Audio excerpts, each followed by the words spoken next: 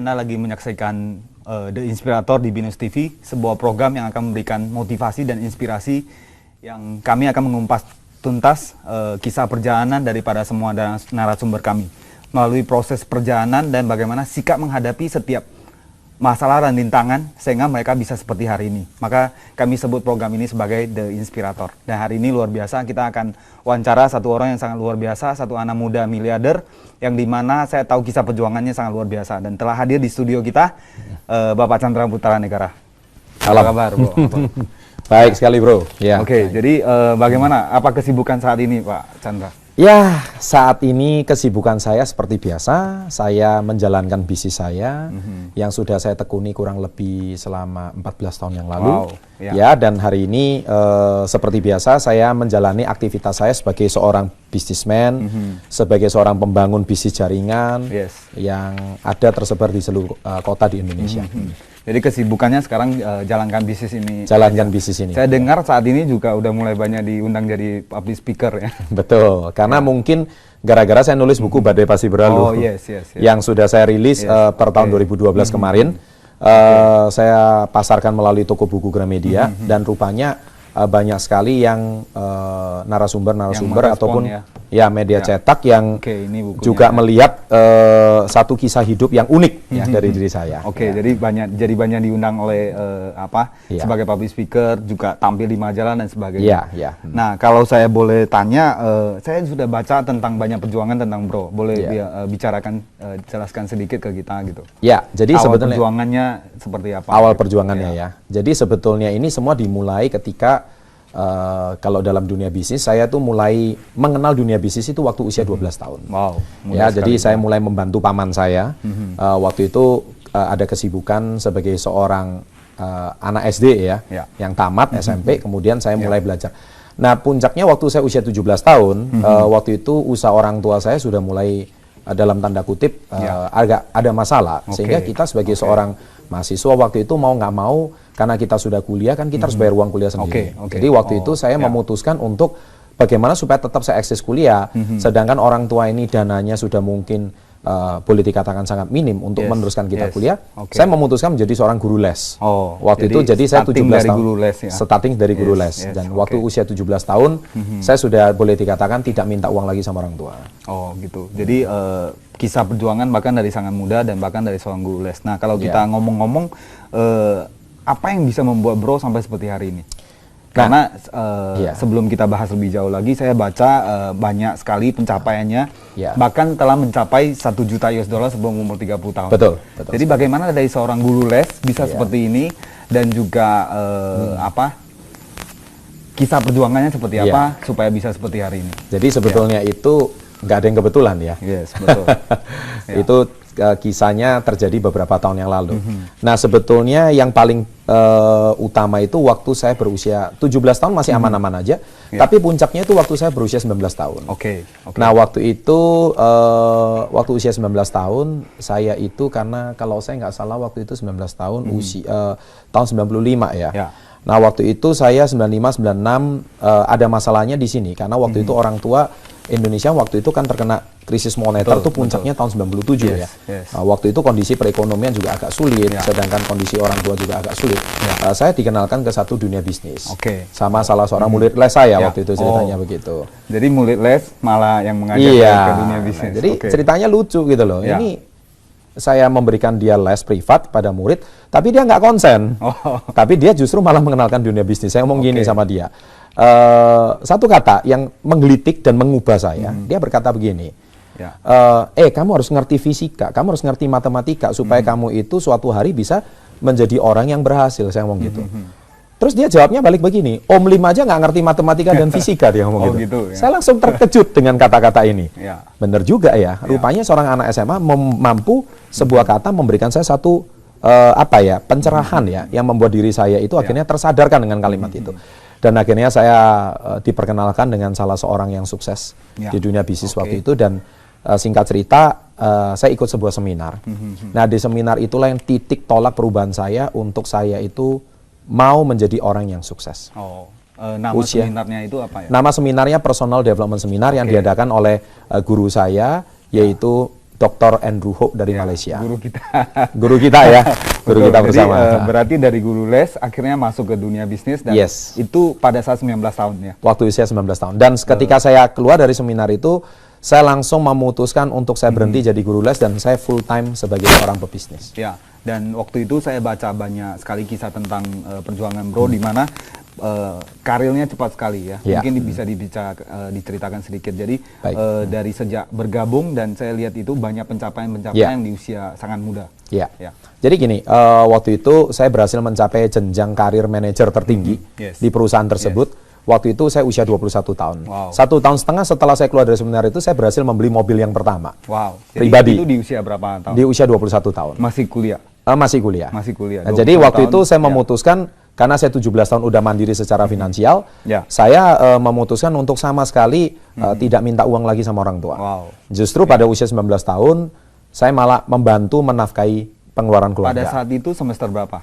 Kalau 19 tahun itu semester 4 ya. Semester 4. Semester 4 jadi semester 4 sudah mandiri, 4. Sudah ini ya, sudah meminta uang. Jadi titik puncaknya itu pada waktu usia 21 tahun. Nah, waktu itu seperti kita ketahui 21 tahun itu waktu itu usia tahun 97 Indonesia puncaknya krisis moneter. Yang paling parah itu adalah ketika itu US dollar yang asalnya cuma 1.700. Ya, itu sekarang tiba-tiba dalam waktu singkat yang pernah hidup di tahun 97 ya, pemirsa ya, itu Anda pasti mengalami US dollar tuh naik dalam sampai angkanya 15.000. Itu hitungannya dalam hitungan bulan ya, cepet banget gitu. Sehingga waktu itu namanya usaha apapun pasti habis. Ya, karena apalagi usaha orang tua itu pakai pinjam kredit dari bank.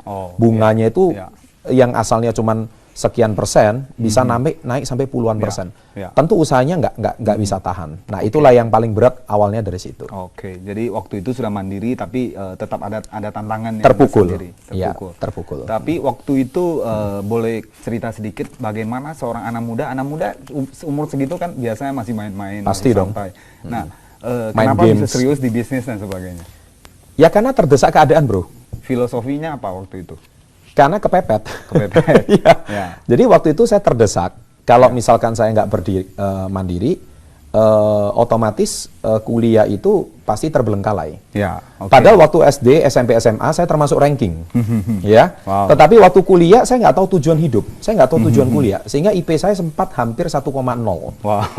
Semua mata kuliah waktu itu. Dan sampai satu titik, selain tantangan tadi, sampai satu titik saya pernah baca yang Pak Chandra adalah bagaimana lebih mau habiskan susahnya dulu, bagaimana waktu muda itu fight sehingga bisa nikmati lebih panjang. Itu gimana ceritanya? Ceritanya gini, itu gara-gara seminar tadi. Gara-gara seminar tadi itu saya disadarkan bahwa yang namanya tujuan hidup itu nggak cuma seperti ini. Betul. Padahal waktu itu saya kuliah titip absen ya, itu hal-hal yang wajar lah ya. Saya kuliah juga sepertinya pamitnya sih kuliah gitu loh. Tapi mainnya di tempat main meja biliar. Ya dari pagi sampai malam gitu loh. Tapi pulangnya ngakunya habis kuliah gitu. Jadi positifnya mungkin mau lebih cepat sukses sehingga bisa menikmati waktu lebih banyak di usia muda. Sebetulnya lebih tepatnya itu waktu saya ikut seminar itu saya disadarkan untuk apa sih yang sudah kita berikan untuk orang tua kita. Nah, dari situlah saya baru sadar bahwa saya belum memberikan apa-apa untuk orang tua saya. Nah, itulah yang mendesak saya untuk saya harus segera sukses dalam usia yang sangat muda. Kita tahan dulu dan pemirsa jangan kemana-mana dulu, kita akan commercial break dulu. Jadi Pak Chandra kita lanjut lagi ya. Kalau saya banyak pelajari tentang kisah perjuangan Bro itu luar biasa. Jadi di mana satu titik itu ada badai ya, sehingga bisa menginspirasi tulis buku ini badai pasti berlalu. Dan satu hal adalah dulu selalu satu moto yang luar biasa, tidak ada yang tidak mungkin. Jadi saya rasa pasti banyak sekali tantangan badai, kepahitan yang dialami. Bisa ceritakan the turning point yang paling parah Bapak alami waktu itu kapan? Jadi sebetulnya masalah yang saya hadapi itu tidak pada usianya. Karena pada usia segitu, manusia kalau diberikan tantangan atau badai atau benturan yang sangat berat di usia seperti itu, kebiasaannya atau rata-rata orang ngapain. Nah, itu yang menjadi masalah. Nah, tetapi saya nggak bisa lari dari kondisi. Karena waktu itu di usia berapa? Di usia 22. 22. Iya, jadi waktu itu akhirnya tahun 98 akhir. Ya, usia 22 itu puncak-puncaknya itu adalah ketika saya harus memutuskan 3 hal. Pertama, saya harus menyelesaikan studi S1 saya.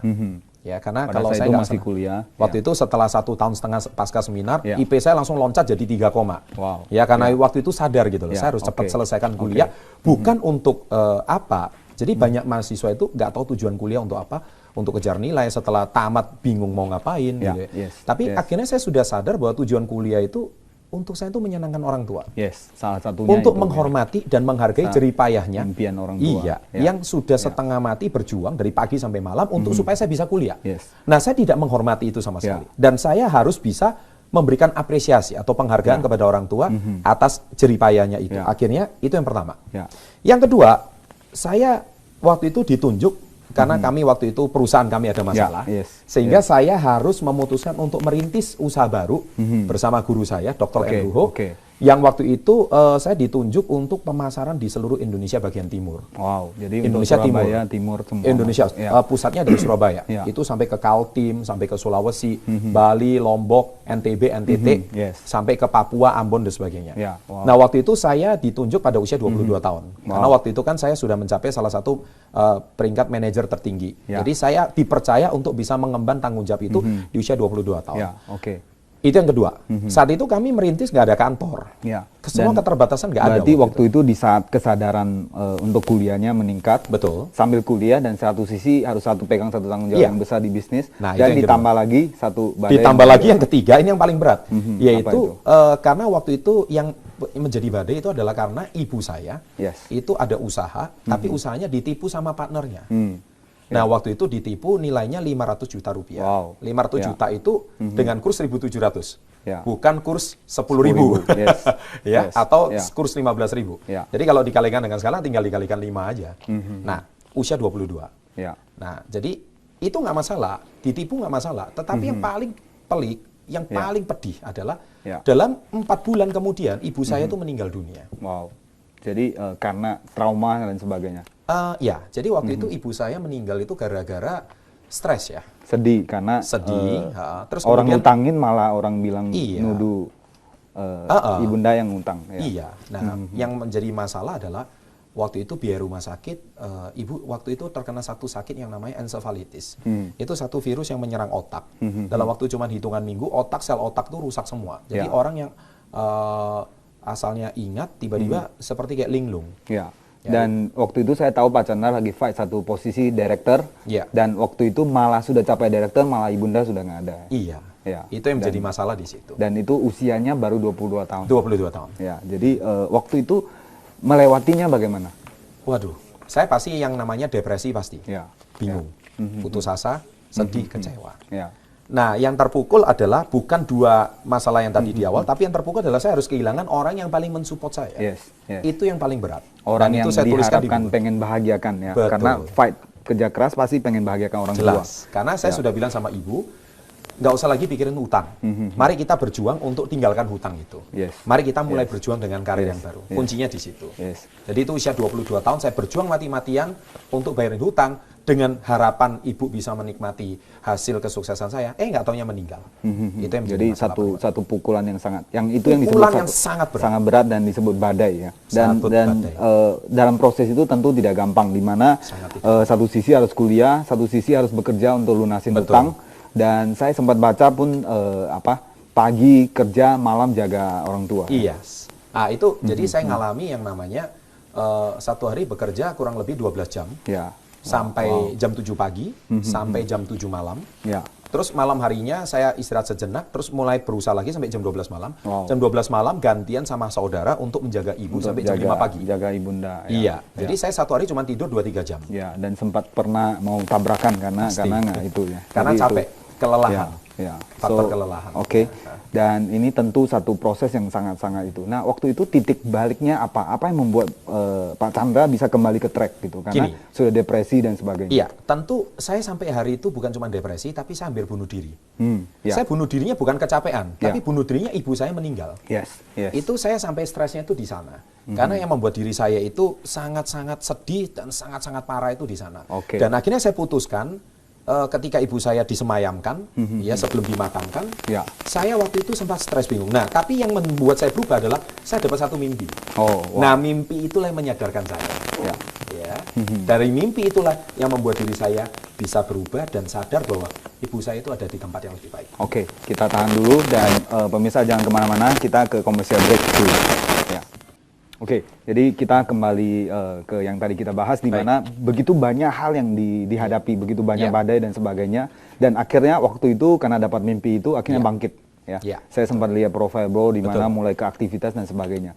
Dan boleh diceritakan sedikit setelah itu apa yang terjadi? Nah, jadi waktu itu income saya baru 2,5 juta per bulan.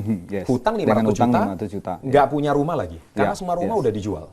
Nah, nanti kisah lengkapnya di buku. Nah, harusnya logikanya 2,5 juta itu kalau menyelesaikan 500 juta, itu kan 20 tahun. Ya, betul.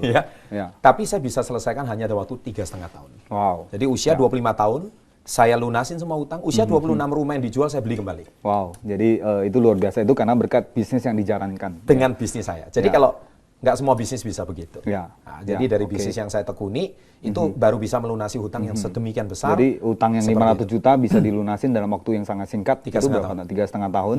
Dan rumah yang terjual, yang waktu itu harus dijual, dibeli kembali. Dan, saya beli kembali. Saya persembahkan untuk ayah saya. Dan di usia berapa Bapak? 26. Waktu itu 26 dan saya lihat di profil sudah beli Mercedes-Benz. Ya. Waktu itu sudah. Jadi beli Mercedes-Benz. Di usia berapa? Mercedes-Benz di usia 25. Jadi tepat saya melunasi utang, saya beli Mercedes-Benz lagi. Jadi akhirnya benar-benar bangkit. Sehingga filosofi tidak ada yang tidak mungkin itu sangat kental dengan Pak Chandra. Bahkan banyak yang memanggil Pak Chandra ini Mr. Nothing Impossible. Iya, betul. Nah, setelah itu bagaimana prosesnya? Waktu itu bisnis berkembang pesat karena dan sebagainya. Bisnis itu sudah mulai dapat momentum, mulai berkembang dari satu kecamatan ke satu kecamatan, satu kabupaten ke kabupaten, mulai berkembang sampai ke satu kota madya ke kota madya, sampai berkembang ke satu provinsi ke provinsi berikutnya. Akhirnya di usia 30, sebelum 30 itu sudah... Saya justru yang bukan from zero to hero tapi from minus. From minus bisa sampai jadi hero. Itu waktu usia 30, hutang sudah saya lunasi semua. Dan saya resmi mencetak 1 juta US dollar saya pertama, atau senilai 10 M rupiah di usia 30. Di usia 30, dan waktu itu sudah traveling ke seluruh dunia. Hampir berapa negara? Pak? Jadi waktu itu saya sudah keliling ke 4 benua. Hampir 30 negara. Dan usia 33 tahun saya resmi masuk ke dunia yang kelima di Amerika Serikat. Jadi usia 32 saya udah keliling 5 benua. Itu sudah ada di situ semua. Di buku dan juga nanti di dan semuanya secara free di foto. Luar bukan biasa. Pakai uang pribadi. Jadi apa yang Pak Chandra capai saat ini tentu sangat bisa menginspirasi pemirsa, di mana tidak ada yang tidak mungkin. Artinya badai pasti berlalu. Apapun kepahitan yang kita alami, pasti kita bisa lalui. Nah, untuk the next big thing bagi Pak Chandra itu apa? Jadi visi kedepannya apa? Ya, tentu saya bukan lagi mau mencetak berapa juta US lagi yang berikutnya, bukan itu. Tetapi saya sekarang mengenakan satu pin merah putih. Jadi nama saya kan Chandra Putra Negara. Bukan kebetulan orang tua saya memberikan nama saya Chandra Putra Negara. Saya sangat mencintai negara Indonesia. Lebih dari apapun. Karena saya dibesarkan dari negara ini, dan negara ini memberikan kontribusi banyak pada diri saya. Dan saya disadarkan melalui seminar itu betapa pentingnya arti kita mencintai sebuah negara.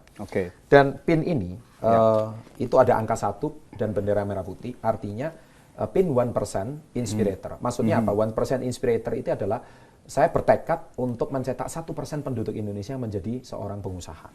Jadi itu next yang sekarang the next big thing. Dan saya sekarang ada satu program namanya Success Before 30. Sukses sebelum usia 30. Anda bisa masuk di www.successbefore30.com.